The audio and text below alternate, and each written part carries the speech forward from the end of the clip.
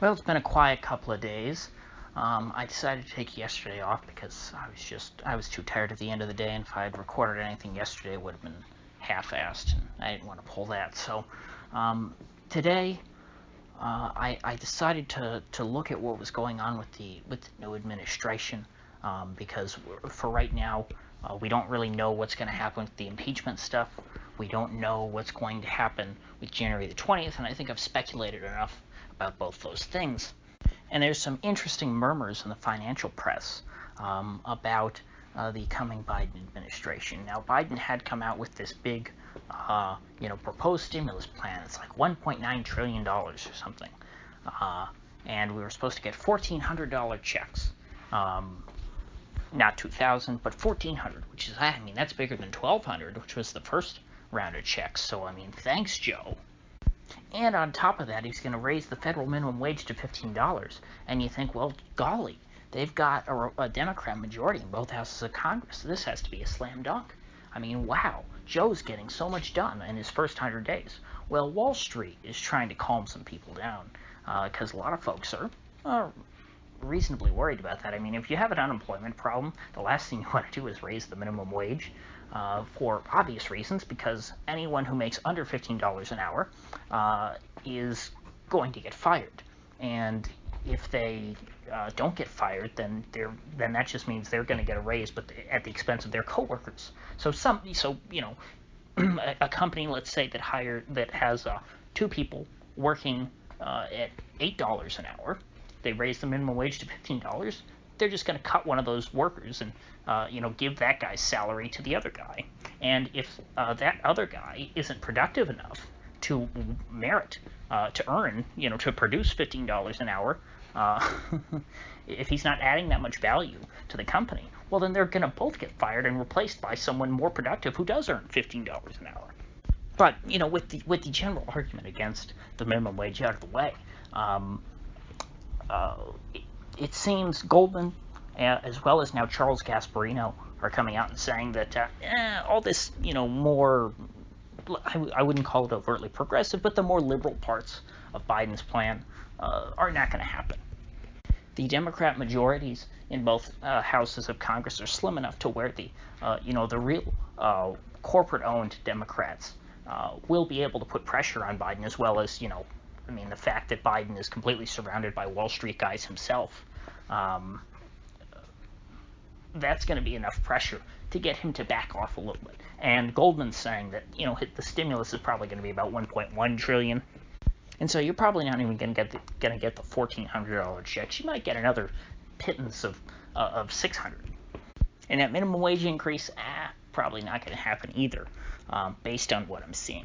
Which, would make sense. It's not like Biden is going out to try and punish Wall Street or something like that. Wall Street put him where he is. Wall Street is going all in for Biden and the Democrats like never before. Wall Street has always kind of tried to play neutral ground and just be on the side of whoever's in power, but not burn their bridges with the other side, for when they ever regain power. But as we're seeing now, the banks are all shutting Trump out. They're trying to cancel Trump and probably his supporters next. And so the financial system is going all in for the Democratic Party, and so that means that the Democratic Party cannot be going all in on the left, because the banks, of course, are the natural enemies of the left. But I should clarify, they're enemies of the economic left, not so much the wokeists. The Wall Street loves to be woke, because if you're all focused about having enough black people on the board of governors, or not the board of governors, the board of directors, you're not going to really pay attention to what the company actually does if you're just concerned about the diversity nonsense. Those are very easy boxes for Wall Street to check in order to appease the left.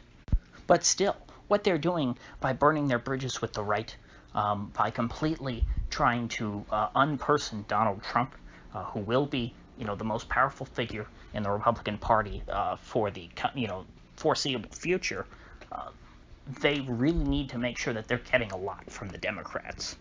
And so given that, I would expect that if they're going to receive any kind of serious return on this investment, Biden will have to be the most pro-Wall Street president we've seen in a long time, which is, really saying something considering every president is pro-Wall Street, including Barack Obama.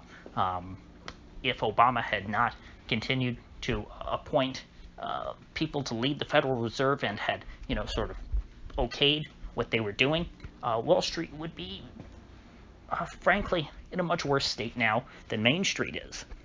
All of these guys, like Jamie Dimon and the rest of them, Ray Dalio, all the big, executives at these companies, they're regarded as geniuses. They're regarded as, wonderful leaders. They're regarded as titans of, American capitalism, when they're all welfare queens. The truth is, the Fed very overtly engaged in price controls in a way that increased the value of the assets that these Wall Street banks owned, and so these guys made wonderful, often double-digit returns year over year. And so their number one concern is that the gravy train continue, and that none of that, or at least as little of it as possible, is siphoned off by the federal regime. They do not want, tax hikes. They certainly don't want any change to the capital gains tax program. Biden is supposedly, coming out with this big tax proposal, which, of course, when Democrats come out with tax proposals, it's supposed to, be real tough on the rich. But in reality, no matter what it says right now, it will not be. That's just a political fact. That is, it would be against the laws of political gravity for this tax plan or any of this to hurt Wall Street in any serious way. It might hurt the middle class to the upper middle class, but even, the upper middle class now is becoming a core Democrat constituency. That would not be wise of them.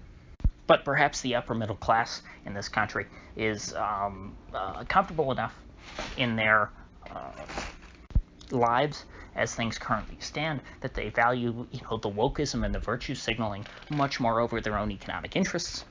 But when it comes to the Wall Street bankers, that is not the case. And let us not forget that Joe Biden was a shill for the credit card companies for his entire career. He, as a senator, being from Delaware, which is sort of this, I wouldn't call it a tax haven necessarily, but it's a haven for financial institutions, for the credit card companies. I believe, Capital One, MasterCard, all these companies are based there. And since Delaware is such a tiny state, they obviously have an outsized influence over the state's politics, and they pretty much controlled Joe Biden. Joe Biden served at their pleasure for his entire tenure in the Senate. And so in reality, Joe Biden has always been a puppet. That's why a lot of the Wall Street guys were behind the scenes leaning on Biden to get into this race originally, because they knew that he would be a more, let's say, a reliable partner than Donald Trump. He would be someone that they could rely on to do their bidding. And again, to the extent that Biden is on their side, he is against the left on economic issues. But all in all, that doesn't mean that that's a good thing, because, the banks are also, pro-Great Reset and all that dystopian nonsense. So things, as far as that's concerned, as far as, Biden's outward agenda goes, those are not looking good, but it's certainly not as bad as a lot of people would hysterically exclaim. Joe Biden is by no means going to usher in socialism or some such other boogeyman. Joe Biden's job as president is going to be to perpetuate the asset bubble that was fostered under the tenure of Barack Obama. Of course, it wasn't Obama himself doing it, but it was under his administration that the current bubble started to inflate. Donald Trump did his best to maintain that bubble and to pump as much extra air into it as he could during his 4 years. And now we have Joe Biden now presiding over this geriatric asset bubble, now going on its 13th year. or I guess 12th, depending on where you want to look at it. I guess summer of 09, so summer of 21 will be 12 years. And the housing market, that bottomed in 2012, so that's been going up, straight up to the moon, higher than it was back in 2006, since 8 years ago. And so Joe Biden won't knowingly do anything to upset that. Now, he might do some things unwittingly. If any of this Green New Deal garbage turns out to be serious, if any of this, stuff about moving away from fossil fuels, which again I find hard to believe because it's so obvious that this would blow up not just the asset bubble, but I mean the entire U.S. economy. Then obviously you throw all this out the window, things are going to blow up economically. It'll be a much bigger crash than just a deflation of an asset bubble. Something that I hope comes as soon as possible, frankly, because this is so unhealthy for our society, what's been going on.